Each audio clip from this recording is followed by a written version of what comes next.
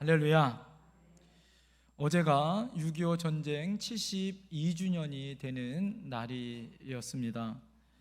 우리나라는 고난과 순환의 역사를 가지고 있었던 가장 힘들고 어려웠던 지역과 그런 고난의 역사를 가지고 있는 나라 중에 한 나라이죠.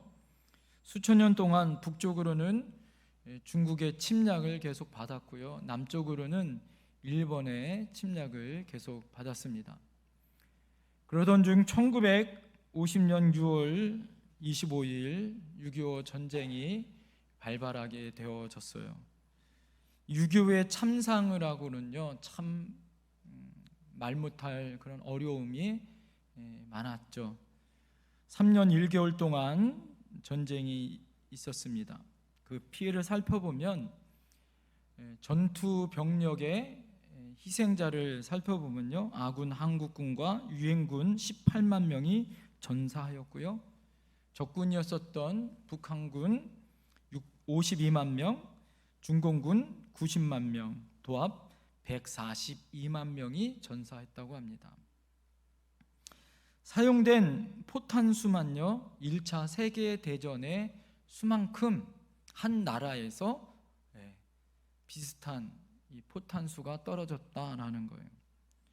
전쟁 기간 중에 한국의 경우는요, 100만 명의 민간인이 목숨을 잃었거나 부상을 당했고요, 북한 또한 각계각층의 지도자급 있었었던 우리나라의 8만 5천 명을 북한으로 납치해 갔어요. 그리고 해방 전후에는요, 300만 명 이상의 북한 주민이 남한으로 탈출을 기도해서 성공했다고 합니다. 이때 당시에 북한 인구가 1200만 명 정도 됐다는 거예요. 그 중에 300만 명이 남한으로 내려왔으니까 거의 4분의 1 정도는 북한을 떠나 남한으로 내려왔다는 거죠. 아마 연세가 많으신 분들 중에는요, 아마 북한이 고향이신 분들이 아마 계실 수 있습니다. 이 자리에도. 6.25 전쟁은 그 밖에 20만 명의 전쟁 미망인들과 10만 명의 전쟁 고아를 만들었고요, 가장 큰 아픔은 우리나라에 1000만 이상의 이산 가족이 발발되어져서 지금도 그 아픔과 고통이 있다라는 거죠. 여러분, 중요한 건 뭘까요? 그럼에도 불구하고 이 모든 어려움과 전쟁 가운데 하나님은 지금 그렇게 힘들고 어려웠었던 그 모든 어려움 속에서도 우리나라가 이렇게 은혜 가운데 있다라는 것은 너무 감사한 일 아니겠어요? 그뿐만 아니에요. 우리나라가요, 당시에 공업시설의 43%가 무너졌고요, 발전시설은요 41%가, 탄광은 50%가, 주택은 3분의 1이 무너졌다라는 거예요. 한마디로 말해서 3년 1개월 동안 전 나라가 완전히 초토화 황폐화됐다라는 거예요. 이것이 바로 전쟁의 엄청난 피해와 아픔이다라는 거예요. 자, 그런데 중요한 건 뭘까요? 따라합니다. 하나님의 은혜를 잊지 말자. 6.25 전쟁 때 우리가 하나님의 은혜를 잊지 말아야 할 놀라운 기적이 너무나도 많았습니다. 그 중에 가장 큰 은혜는 이 하나님의 은혜인데, 이 두 가지의 가장 큰 하나님의 은혜가 있었어요. 첫 번째 은혜는 어떤 은혜냐? 유엔군의 파병이 있었다라는 거예요. 유엔군이 왔기 때문에 우리나라가 이렇게 보존될 수 있었잖아요.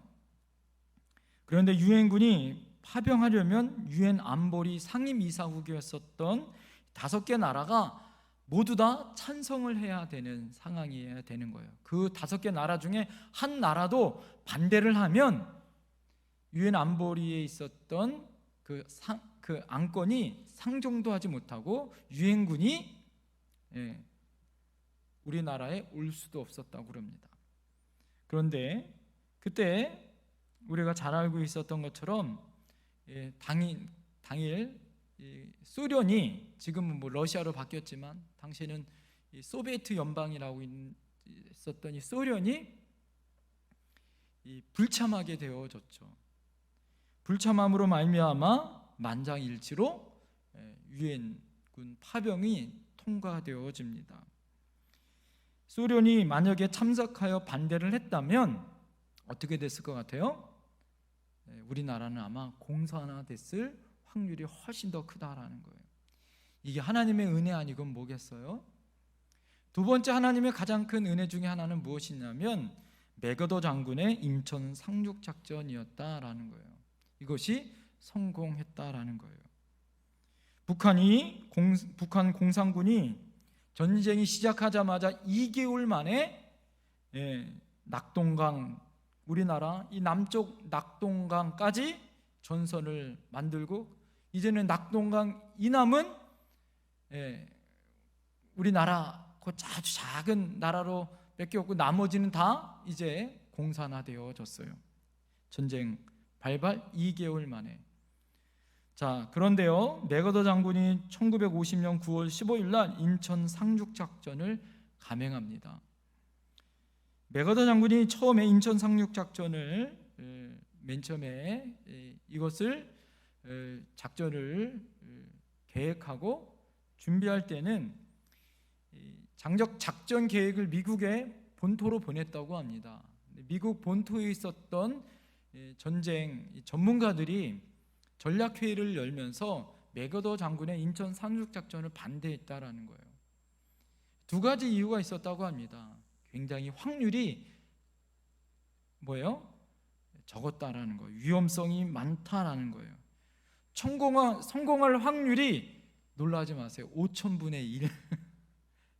100대 1도 아니고 성공할 확률이 5,000분의 1 정도밖에 안 되는 확률이었다라는 거예요. 이유가 두 가지가 있었는데 첫 번째는 인천은요, 민물과 썰물, 이 조수 간만의 차이가 세계에서 가장 많은 그런 지역이었다라는 거예요.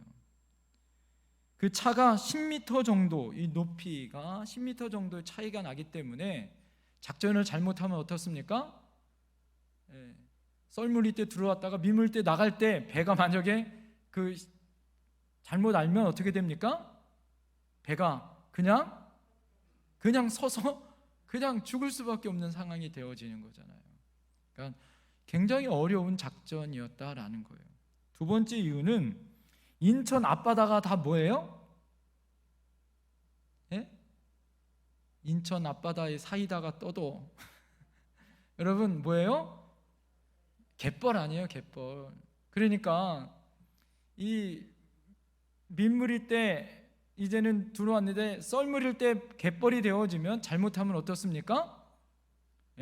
엄청난 큰 갯벌이 생기면서 작전하기가 굉장히 어렵다라는 거예요. 그래서 미국 본토에 있는 전문가들이 반대했다라는 거예요. 자, 그런데 매거더 장군이 이런 답변을 했다고 합니다. 인천을 갖고 있던 이 약점이 오히려 강점이 될 수 있다. 북한군은 우리가 인천으로 상륙작전을 하리라고는 도저히 상상을 못할 거다라는 거예요. 그렇기 때문에 오히려 허를 찌르는 작전이 될 수 있다라는 거예요. 인천은 서울에 인접해 있기 때문에 인천을 통해서 서울로 가장 빨리 들어가는 그런 이 작전을 펼 수 있고 서울을 수복한 이후에 역전을 할 수 있는 발판의 기반을 만들 수 있다라고 본토에다가 보냈다라는 거예요. 그것이 설득이 되어져서 미국이 승인을 했고요. 결국 인천 상륙 작전이 성공했습니다.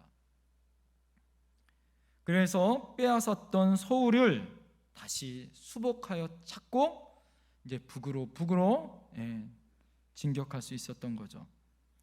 자, 이런 것들이 어떻게 사람의 힘으로만 여러분 이렇게 이루어질 수 있었을까요? 이것이 하나님이 도와주셨기 때문이요. 하나님의 은혜가 아니면 도저히 할 수 없다라는 것을 우리는 잊지 말아야 된다라는 거예요. 하나님의 은혜는 거기서 끝나지 않습니다. 전쟁 후에 매거더 장군이 남산에 올라가 서울을 바라봤다고 합니다. 폐허가 되어지고 연기가 올라오는 서울을 바라보면서 눈물을 흘리면서 친구에게 이렇게 물었다는 거예요. 이 도시가 언제 다시 회복될 것인가? 탄식을 하면서 울면서 친구에게 그런 이야기를 했다라는 거예요. 그랬더니 그 친구가 이렇게 얘기했다고 합니다. 아마 100년은 좋게 걸리지 않겠는가? 그것을 지켜보고 있었던 더 타임즈에 있었던 기자가 미국 본토에 그때 당시에 머리 기사를 이렇게 썼다라는 거예요. 서울 도성이 다시 건설된다고 믿는 것은 쓰레기 더미에서 황금 장미가 피어나는 것을 기대하는 것보다 더 어려운 것 같습니다. 이것이 그때 당시에 더 타임즈의 머리 기사였다라는 거예요. 그런 대한민국이 완전히 폐허가 되어지고 황폐했었던 이 나라가 여러분 어떻게 됐습니까? 그로부터 40년, 50년이 지나 아름다운 하나님의 거룩한 축복받은 나라로 변화된 줄 믿습니다. 우리가 이렇게 노력할 수 있었던 것, 이렇게 다시 회복할 수 있었던 것, 여러분 이것이 하나님의 은혜가 아니면 뭘로 말할 수 있겠어요? 하나님이 도와주셨기 때문이요, 하나님의 은혜의 결과임을 여러분 우리가 잊지 말아야 할 줄 믿습니다. 여러분 이 땅에 뭐가 있어요? 지하 자원이 많습니까? 그리고 석유가 납니까? 인구가 많습니까? 그럼에도 불구하고 우리가 이렇게 다시 회복할 수 있고 하나님의 은혜 가운데 갈 수 있었던 것은 단 하나밖에 없었다라는 거예요.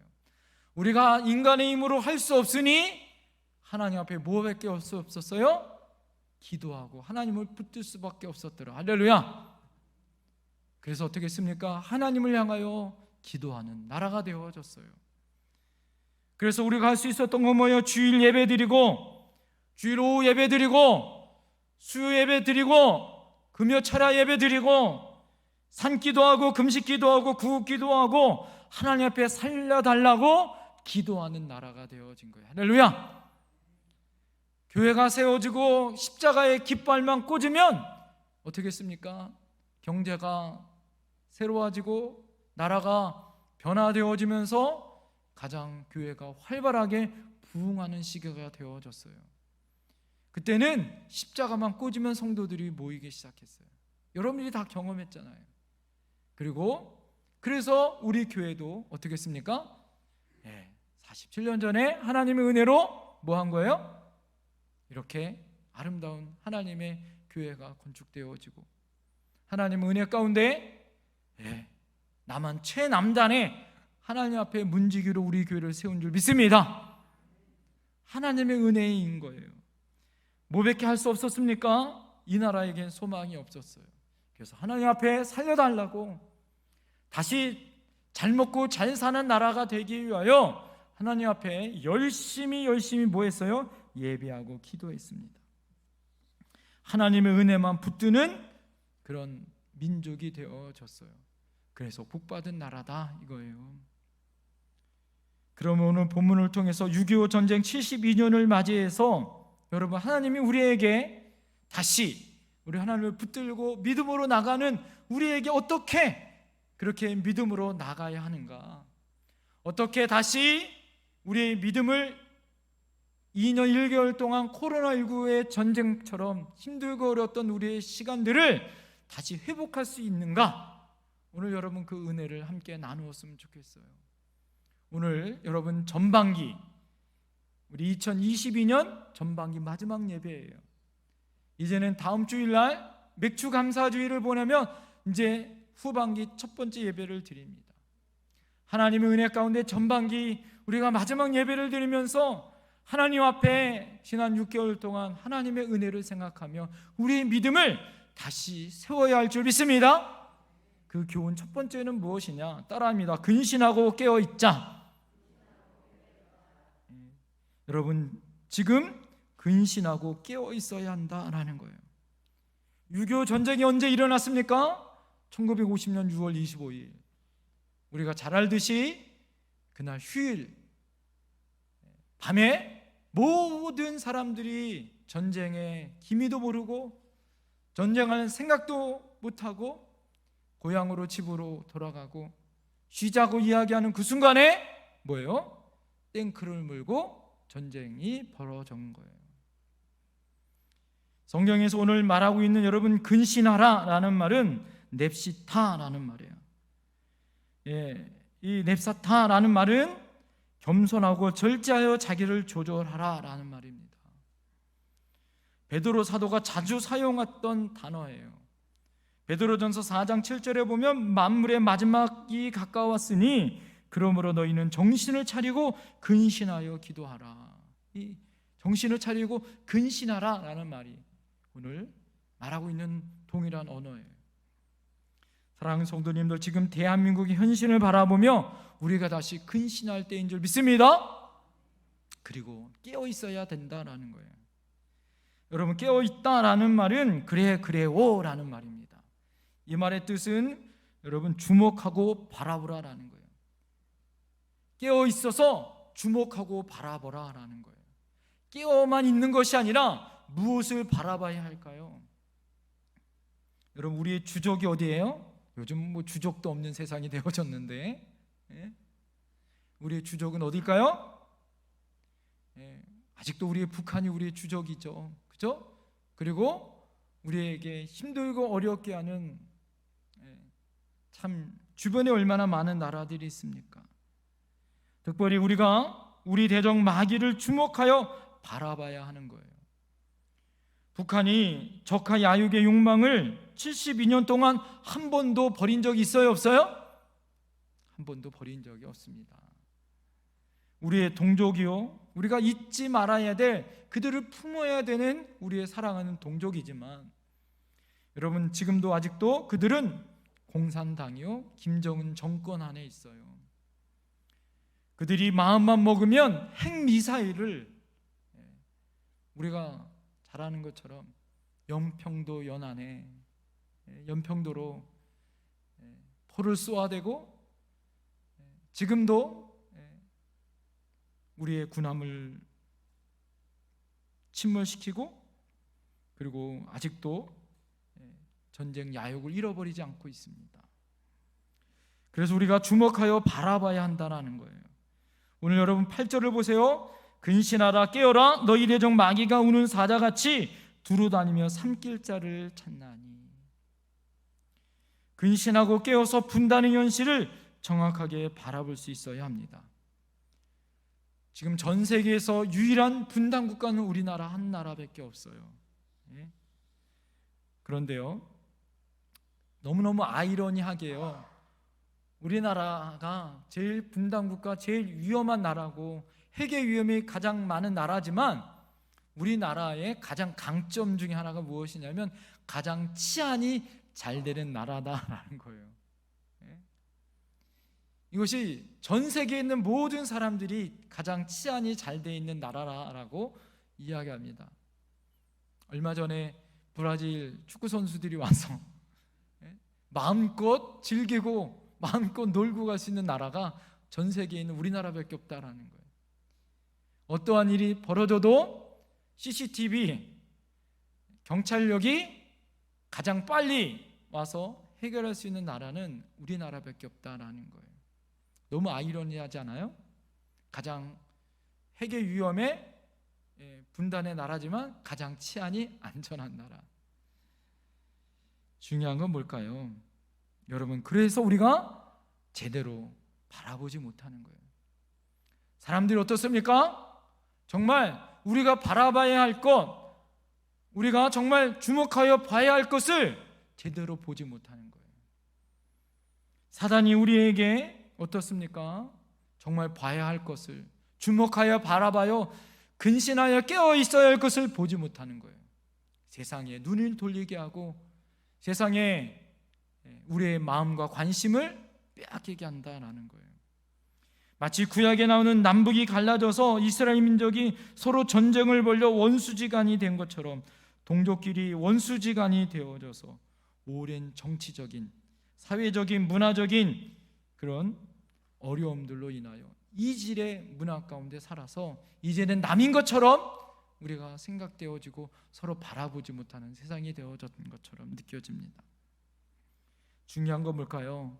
여러분, 우리가 끊임없이 그래도 어떻게 될까요? 그래서 젊은 세대들이 뭐라고 얘기합니까? 통일 원치 않는다는 거예요. 왜요? 통일되면 어떻습니까? 우리가 그 통일 비용을 대야 되는 거예요. 동서독이 통일될 때 서독이요 동독을 끌어안아서 서독이 잘 살았거든요. 굉장히 독일이 경제적인 침체가 오래됐던 적이 있어요. 젊은 세대는 뭐예요? 굳이 통일될 필요 없다라는 거죠. 왜? 못 사는 북한을 우리가 잘 살게 해줄 필요가 있느냐. 우리도 지금 먹고 살기 힘든데. 이렇게 바라보는 세대가 많아요. 그래서 여러분, 우리가 어떻게 해야 될까요? 근신하고 깨어 우리가 정말 열심히 살아야 하는 거예요. 부강한 나라를 만들어야 합니다. 할렐루야! 그 평화 통일을 만들 때 어떻게 됩니까? 통일 자금을 미리 우리가 준비할 수 있는 부강한 나라가 되어야 되는 거예요. 여러분, 더 무서운 건 뭐냐? 사상적인 분단이 되어진 거예요. 남한은요 민주주의 이념을 갖고 있고 북한은 사회주의 이념을 갖고 있습니다. 북한 사람과 남한 사람들이 대화하면 서로 뭘까요? 완전히 어렸을 때부터 생각의 차이가 굉장히 많이 있다라는 것을 부인할 수 없는 거죠. 벌써 72년 동안 김일성의 주체 사상을 기본으로 한 그런 사상 교육을 그들은 받고 있었고, 우리나라 청소년들, 어린아이들은 민주주의 사상을 배웠기 때문에 생각 자체가 완전히 틀리다라는 거예요. 이념과 사상을 어떻게 해요? 사단이 견고한 진으로 만들어버려서 서로 이질감을 갖고 있어요. 그래서 우리가 어떻게 됩니까? 기도해야 되는 거예요. 어리석은 사람들은요 지역적인 어떤 문제들만 해결하면 된다라고 생각되어집니다. 지금 여야가 월북을 했느니 안 했느니 그런 거 가지고 지금 여러분 싸울 때가 아니에요. 지금 우리가 어떻습니까? 정말 무서운 것은 우리 안에 놓여져 있는 현실 앞에 우리가 어떻게 깨었고 근신하고 있느냐가 중요한 거예요. 지금 여러분 우리 사회를 보세요. 우리 나라만 한번 보세요. 종교다원주의가 교회 안에까지 침범하여지고 우리 사회 가운데 교회보다 다른 이념과 사상이 다른 구원이 있다라고 말하고 있어요. 그래서 우리가 어떻게 해야 될까요? 정신 차려야 합니다. 우리 배후에 사단이 우리를 가만두지 않는 거예요. 정말 여러분 무서운 건 뭘까요? 우리 안에 있는 이 다툼과 나눔에 있는 그 모든 것들을 뛰어넘을 수 있는 그리스도의 사랑이 필요한 거예요. 그래서 여러분 뭐가 필요할까요? 여러분 우리가 통일될 수 있는 길은 예수 그리스도의 사랑과 믿음 아니면은 동족이 하나 될 수 없어요. 그래서 여러분 우리가 믿음 안에 굳건하게 지켜야 할 줄 믿습니다. 그러기 위해서 우리가 근신하고 깨어 있어야 된다는 거예요. 에베소서 6장 1절, 11절에서 12절에 이렇게 얘기합니다. 마귀의 관계를 능히 대적하기 위하여 하나님의 전신갑주를 입으라. 우리의 씨름은 혈과 육을 상대하는 것이 아니요 통치자들과 권세들과 이 어둠의 세상 주권자들과 하늘에 있는 악한 영들을 상대함이라. 여러분 우리 배후에 분단하는 이 배후에는 악한 영들이 강한 진을 가지고 버티고 있어요. 여러분 우리 안에 그것을 싸워 이길 수 있는 믿음이 필요할 줄 믿습니다. 두 번째는 우리가 어떻게 해야 할까요? 유교의 아픔을 겪고 잊지 않고 믿음의 힘을 길러야 합니다. 따라합니다. 유교의 아픔을 잊지 말자. 따라합니다. 그리고 믿음의 힘을 키우자. 제가 부목사 시절에 실버 노인대학에서요 태극기 휘날림이라는 영화가 1000만 관객이 동원되어졌어요. 그러고 난 다음에 리바이벌로 다시 영화관이 CGV에서 개관이 되어졌습니다. 그래서 저희 이 교회에서 제가 담당하고 있었는데 실버 노인대학을 어떻게 했냐면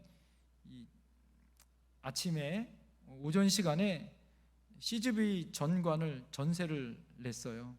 그래서 어르신들을 모시고 영화를 보러 간 겁니다. 영화를 보러 갔는데 거의 한 40년, 50년, 많은 분들이 60년 만에 처음 흑백 영화 보다가 극장에 처음 가신 거예요.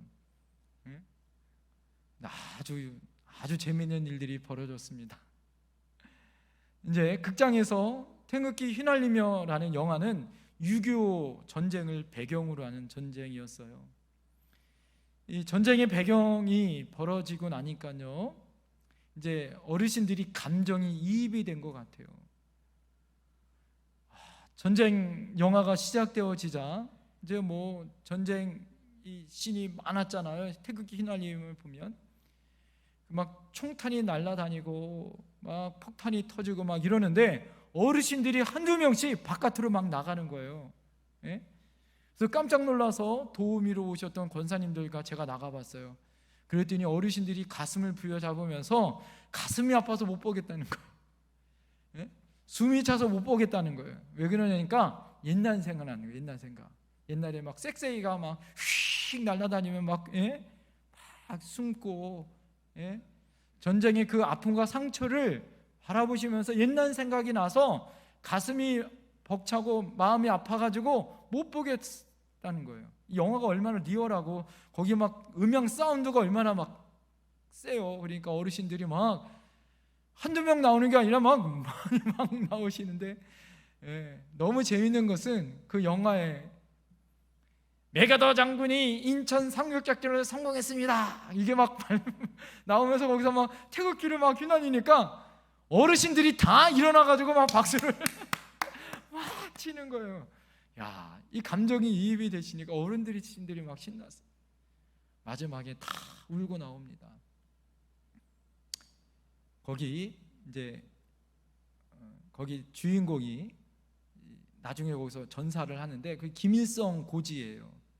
장로님, 원로 장로님 한 분이 함께 가셨었는데 원로 장로님 한 분이 이 다리를 절고 계셨어요. 그 장로님이 저한테 오셨습니다. 영화를 보고 식사를 하는 자리에서 장로님이 저한테 오셔서 말씀하는 거예요. 목사님, 제가 저고지에서 전투를 하다가 다리가 다쳤어요. 그러니까 그 장로님은 얼마나 마음이 아픈 거예요. 그 김일성 고지에서 전투하다가 내가 다리가 다쳤는데, 이런 그런 아픔을 제가 보면서 왜 그렇게 그분들이 감정이 이입이 됐을까? 왜 잊지 못했을까? 왜 그랬을 것 같아요? 그 아픔을 직접 경험했기 때문이다라는 거예요. 사랑하는 성도님들, 지금 여러분 세대 가운데 6.25를 경험해 보신 세대도 있고 경험해 보지 못한 세대도 있어요. 중요한 것은 세대가 지나면 지날수록 이 경험이라는 것은요, 굉장히 중요한 자산이 되어집니다. 이스라엘 나라는요, 얼마나 나라의 민족성이 센지, 그 나라는 이 고난의 역사를 자손들에게 물려주기 위해서 아주 몸부림치는 나라예요. 지금도 이 초막절이 되어지면, 초막절은 두 가지 의미가 있습니다. 하나는 추수에 대한 감사절의 의미가 있고요, 두 번째는 이스라엘 민족이 출애굽하여 광야 생활을 한 것을 기념하기 위한 두 가지 의미가 있어요. 그래서 초막절이 되어지면요, 이스라엘 나라는 자기 집에서 잠을 자는 것이 아니에요. 텐트를 가지고 집 앞으로 나옵니다. 집 앞으로 나와서 아이들과 함께 텐트 생활을 하는 거예요. 그것이 하루가 아니라 일주일 동안 초막절 절기 가운데 일주일 동안 초막절을 지내요. 그곳에서 먹고 자고 생활을 하는 거예요. 여러분, 안락한 집, 에어컨이 나와 있는, 이스라엘 나라 덥잖아요. 밤에는 춥고. 그런 안락한 침대가 아니에요. 딱딱한 텐트에서 아이들과 함께 무엇을 이야기할까요? 우리 조상들이 광야 40년 동안 하나님의 은혜 가운데 어떻게 살았는지를 기억하는 거예요. 과거에 우리의 민족이 출애굽하여 종살이했다. 하나님의 은혜로 출애굽을 했다. 그리고 낮에는 덥고 밤에는 추웠던 이 광야에서 40년간 살았어.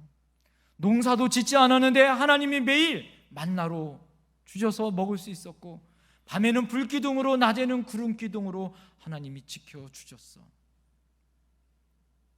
그것을 아빠가 이야기해 줍니다. 하나님께서 우리 조상들의 삶의 문제를 하나님이 해결해 주신 것처럼 너가 너희 삶의 어려움의 문제를 하나님이 있을 때마다 하나님이 지켜 보호하여 주실 거야. 2000년 동안 나라를 잃어버린 그들은 지금도 이 초막절이 되어지면 잊지 않고 일주일 동안 이 초막절 절기를 지키기 위하여 텐트 생활을 한다라는 거예요.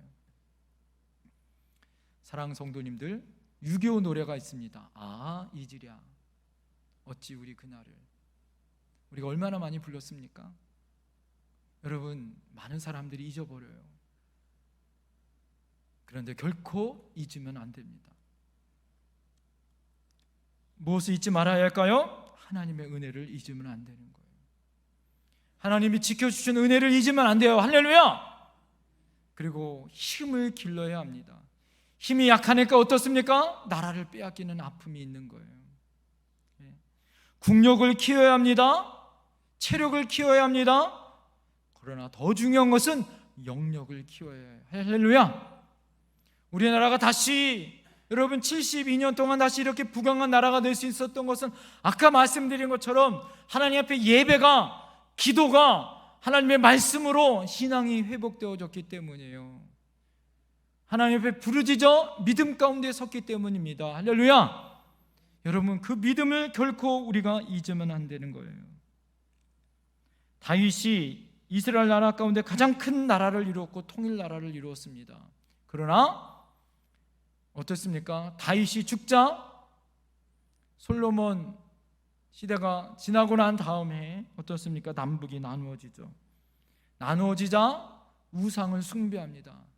결국에는 북이스라엘이 멸망하고 200년이 지나서 남유다가 멸망해요. 왜 그렇습니까? 믿음의 사람들, 믿음의 선진들이 믿음의 세상을, 믿음을 제대로 지키지 못하는 거예요. 저는 믿습니다. 여러분, 우리나라 국군이, 우리나라 장병들이 이 휴전선을 지키고 있고 이 나라를 지키는 것 같지만 대통령이 이 나라를, 위정자들이 이 나라를 지키는 것 같지만 결코 아니에요. 여러분, 이 나라는 믿음의 사람들이 지킵니다. 할렐루야! 우리가 믿음을 제대로 지키고 여러분 영력을 더하여 힘을 기를 때 하나님은 이 나라를 다시 세울 줄 믿습니다. 하나님의 나라로 다시 부강한 나라, 힘 있는 나라, 모든 사람들이 부러워하는 나라, 지금도 많이 부러워하고 있지만 여러분 중요한 게 있어요. 어떻게 할까요? 다음 세대를 향하여 하나님의 은혜와 믿음을 전수해 줄 수 있는 그런 저와 여러분들이 되어야 할 줄 믿습니다. 오늘 여러분, 하나님께서 우리에게 10절에 뭐라고 얘기해요? 하나님께서 너희를 친히 온전하게 하시며 굳건하게 하시며 강하게 하시며 터를 견고하게 하시리라. 할렐루야! 하나님의 은혜로 여러분 우리가 온전하게 될 줄 믿습니다. 굳건하게 될 줄 믿습니다. 강하게 될 줄 믿습니다. 터가 견고하게 되어지는 놀라운 은혜가 있을 줄 믿습니다. 기도하겠습니다.